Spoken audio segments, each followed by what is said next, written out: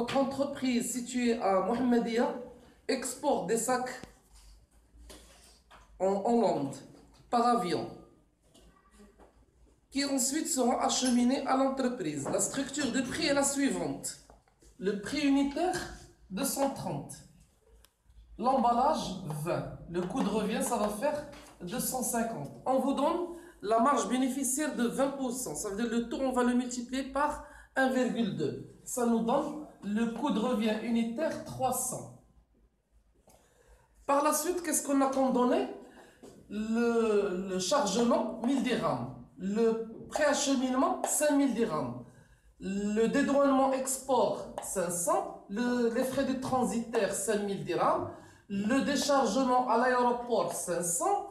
Les frais sont évalués à 5000 dirhams par ULD, sachant qu'on doit corriger l'ULD à 2% et 3%. Une fois arrivé en Hollande, on aura 500 dirhams de chargement dans le camion, 5000 dirhams de post-acheminement, la TVA 20% et les droits de douane 5% de la valeur en douane. Ce qui fait encore, on nous donne que la marchandise est mise dans des cartons de 1 kg de dimension 20, 30, 40. Le tout est mis dans des palettes, dans la hauteur de la palette de 15 cm. Chaque palette a dimension 1,20 m, 1 m et pèse 5 kg. Le tout doit être mis dans 50 palettes.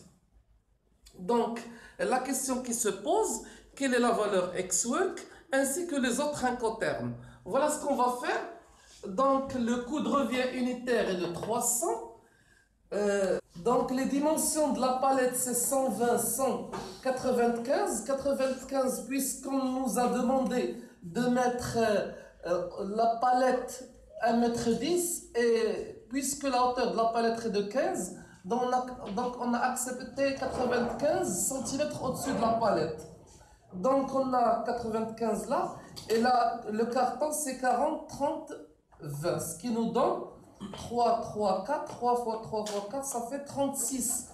On va laisser la palette et on va changer le carton. On va laisser 40 fixe et on change 20, 30, ce qui nous donne 45. Cette fois-ci, on va fixer le 20 pour le carton et on aura 40, 30, ce qui fait 36. On va garder le 20, ce qui nous donne, et on change 30, 40, ce qui nous donne 6, 3, 2, ça fait 36.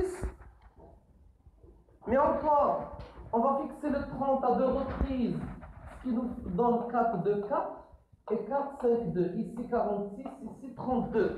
Le maximum de cartons qu'on peut mettre sur une palette est de 45.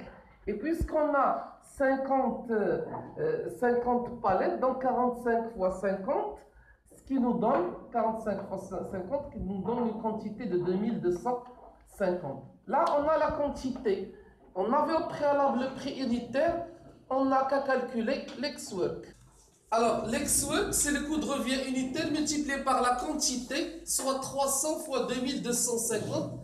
Ça nous donne ce montant. Maintenant, on va prendre le chargement, qui était 2000 dirhams, le préacheminement, 5000, le transitaire, 5000 et la douane, 500, ce qui nous donne le FCA, le total de tout ça. Ok, par la suite, qu'est-ce qu'on a? On doit calculer le CPT.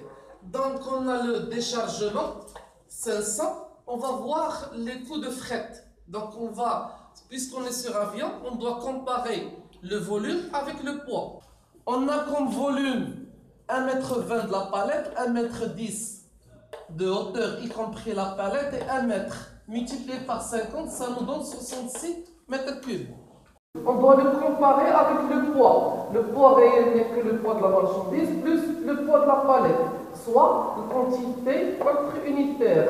Le poids unitaire c'est 1 kg.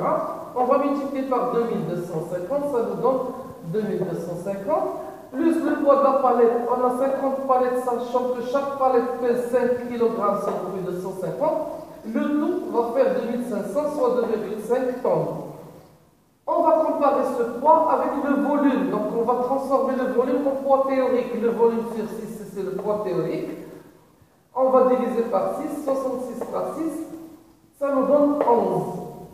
On va la comparer avec 2,5 et on accepte le 11. Maintenant le 11, on doit le multiplier par le fret corrigé. Or, le fret corrigé, c'est 5000. On va le multiplier par le bas, 1,02, et le 4, 1,03. Ça nous donne ce montant. Donc, la formule, comment elle se fait?